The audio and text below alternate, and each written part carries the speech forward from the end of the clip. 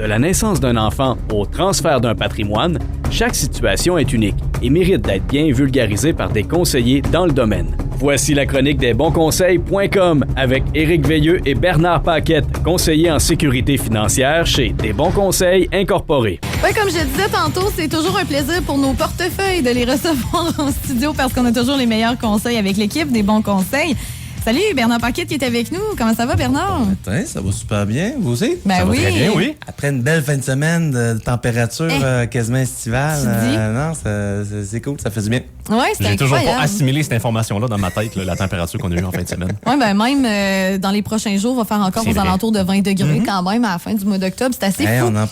On en profite. Hey, on va parler de quelque chose de fou que je connais absolument pas. Convention d'actionnaires. Ça mange quoi en hiver? Quelque chose d'extrêmement important qu'on ne devrait pas, comme associé, partenaire d'affaires, ne pas avoir, c'est la convention d'actionnaires. Dans le fond, puis tout de suite en partant, il faut être clair, c'est pas quelque chose que l'équipe des Bons Conseils font.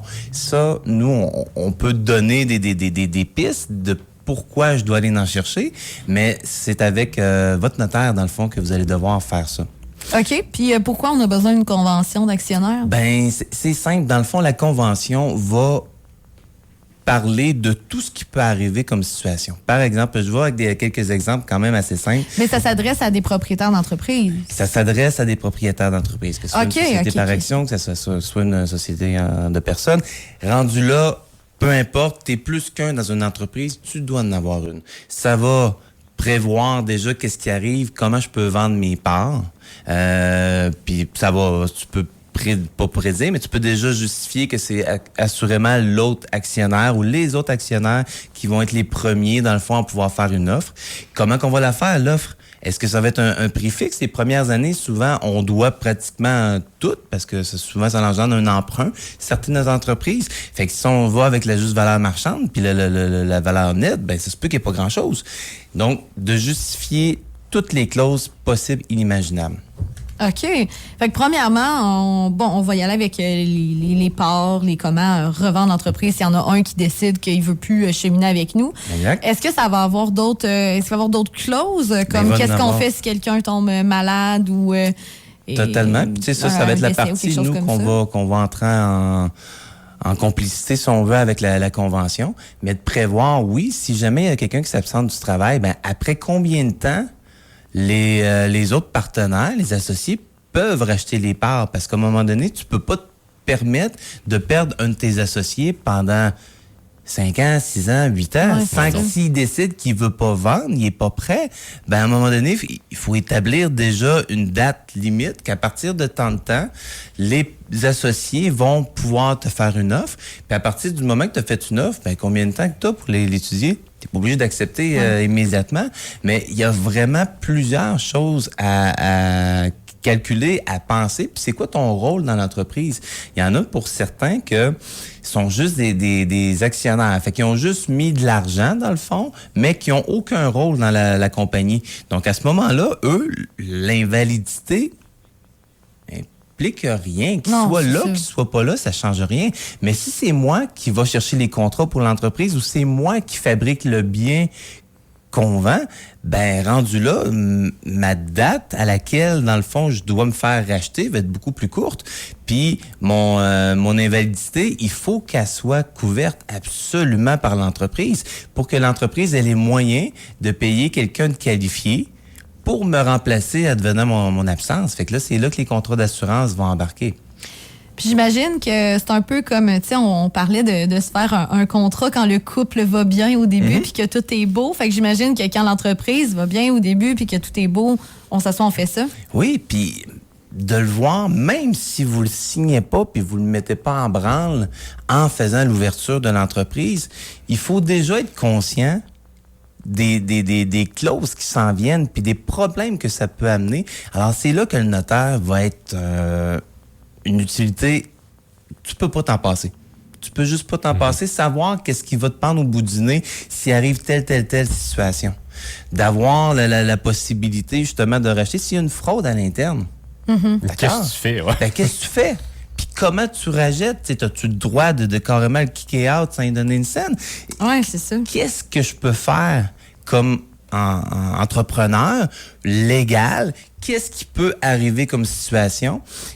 Dans le cas d'un décès, encore là, dépendamment peu importe notre rôle dans l'entreprise, qu'on soit actif, qu'on mette la main à l'ouvrage ou qu'on soit juste un actionnaire, on a fait cet investissement-là pour faire un retour puis faire de l'argent. Si l'entreprise n'en a pas d'argent, si où je vais la prendre pour acheter les parts de celui qui est décédé. Alors, c'est là, justement, qu'il va y avoir des contrats d'assurance qui vont rentrer. Puis, super important là-dedans. Puis, tu sais, ceux qui sont en entreprise vont probablement le savoir déjà. Mais quand on a une police d'assurance vie pour couvrir les parts d'un des actionnaires, c'est important que la compagnie soit le propriétaire et le bénéficiaire, ce qui va faire ouvrir le CDC, on appelle le compte de dividende en capital, qui va permettre à la compagnie de payer à la famille du défunt le montant net d'impôt. Si, mettons, ça peut paraître un peu niaiseux comme question, là, mais si un couple se lance en affaires ensemble, OK, sont déjà liés par un contrat de partage de biens entre eux, mais est-ce qu'il faut aussi qu'il y ait un contrat d'actionnaire entre les deux, même vu qu'ils deviennent des partenaires d'affaires? Ça sépare les entités couple et business, j'imagine. Oui, c'est ça. Oui, puis tu sais, il y a tellement de clauses, outre la séparation, ça se peut à un moment donné, si tu pars une business avec ton conjoint, ta conjointe, qu'il y en a un des deux que finalement, c'est pas ce que je croyais, puis je veux vendre. Mais tu y vends comment? T'es rendu là, tu sais, il y a mille et une ententes qui peuvent se faire, mais justement, mettez-les sur papier, que si le couple va encore bien, mais que c'est juste la partie entrepreneur qui fonctionne pas, ben, savoir comment qu'on rachète, puis à qui t'as le droit de vendre. Si la personne a le droit de vendre à n'importe qui, ben, rendu là, je peux me ramasser copropriétaire d'une entreprise avec quelqu'un que j'ai aucun point en commun. Puis si je suis obligé de vendre à mon co-actionnaire, puis si, mettons qu'on est juste deux, si lui, il refuse tout, je fais quoi? À un moment donné, il faut que j'ai une possibilité de me retourner aussi, parce que la clause de durée, dans le fond, d'avoir un terme à respecter pour accepter l'offre, ben ça va des deux bords. Si à un moment donné, il y en a un qui veut quitter, ben il faut pas que systématiquement, les autres offrent toujours, elles refusent systématiquement les offres, parce qu'à un moment donné, il faut que la personne ait la possibilité de se retourner puis d'aller chercher un nouvel acheteur. Okay. Dans le fond, la clause de tout ça, c'est vraiment juste pour t'éviter toutes les mauvaises surprises. Le plus possible, en tout cas. Ouais, parce qu'il y a des choses que même le notaire peut oublier des fois, mais c'est rare. Là. À la base, ils sont là pour ça, puis ils ont les études pour ça. C'est sûr et certain que c'est les mieux placés pour nous le faire penser. Puis rendu là, si je suis pas prêt à tout mettre... Puis pensez pas que c'est un travail de 15 minutes. Que c'est une énorme que tu vas cogner, tu prends rendez-vous, puis tu dis des oui puis des non. Puis imprime-moi le document, puis je m'en vais. Non, il y a beaucoup de réflexion. Il y a beaucoup de réflexion, puis comme n'importe quoi, il va falloir projeter des trucs qui sont probables, mais que vous n'avez pas pensé, puis que vous n'avez pas nécessairement la réponse. Donc, c'est à ce moment-là, justement, quand on n'a pas de réponse, où c'est qu'on va prendre les montants en devenant à l'invalidité d'un, où c'est comment qu'on va racheter les parts si jamais il y en a un qui décède, ben c'est là que les contrats d'assurance vont rentrer en ligne de jeu. Fait que dans le fond, ça fait partie ça devrait faire partie, en fait, là, de notre liste de tâches quand on a une entreprise, d'avoir fait ça ou de prévoir le faire si on se part en entreprise. Totalement. De prévoir, puis une fois qu'on sait justement les impacts que ça peut avoir, puis les choix qu'on peut avoir, on peut pas...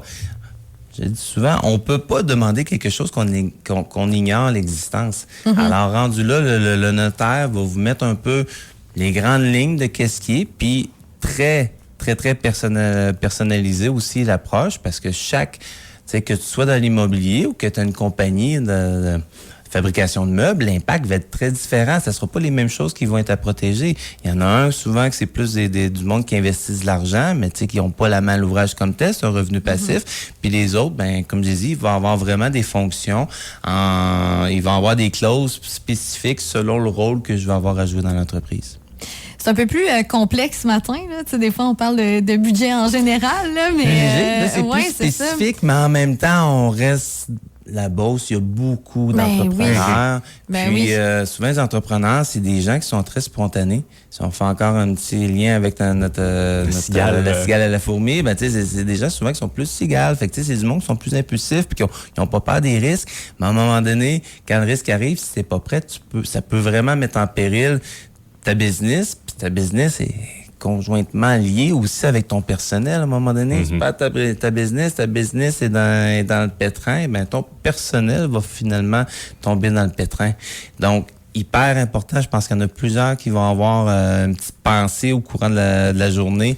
Oups! Qu'est-ce qui arrive si, justement, je perds telle personne? Autant faire l'appel au notaire aujourd'hui ou demander à votre aide directement pour aller épauler le notaire. Exact. Puis, tu sais, des fois, c'est ça. C'est surtout d'avoir quelques raisons pourquoi je devrais aller le faire. Nous, on va être là pour ça. Donner une coupe de pistes pour regarder qu'est-ce qui arrive s'il arrive ça. Est-ce que vous avez pensé à ces clauses-là? Non. Va voir un notaire. Tu peux pas sortir perdant de ça. Fait que si vous êtes entrepreneur ou encore propriétaire d'entreprise, vous pouvez vous faire guider financièrement par les bons conseils. Même chose pour n'importe qui est dans sa voiture en ce moment qui a besoin de conseils financiers. Peu importe votre niveau de compréhension aussi des finances, là. On va avoir les bons conseils pour vous, exactement. Ben, merci beaucoup, Bernard. Est-ce qu'on va te retrouver la semaine prochaine, Bernard? T'es là, là, je me prononce plus. On va attendre la semaine prochaine puis on verra. Éric existe toujours, je dis en passant. Il s'est pas fait enlever. Non? OK. Parce qu'il a déjà fait une simulation de dire qu'est-ce qui arrive si je me fais enlever. Oui. J'ai raté ça, moi, là. Non, t'étais pas encore là. Hey, merci beaucoup, Bernard. À la prochaine. Ça fait plaisir. Bonne semaine. Bye. Desbonsconseils.com vous a été présenté par Éric Veilleux et son équipe située au 135-25 boulevard Lacroix à Saint-Georges. De la naissance d'un enfant au transfert d'un patrimoine, différentes stratégies s'offrent à vous. Parce que chaque situation financière est unique. Vous devez vous assurer d'en tirer le maximum. Notre équipe d'expérience est là pour vous donner les bons conseils dont vous avez besoin. Communiquez avec nous au 228-72-24 ou desbonsconseils.com.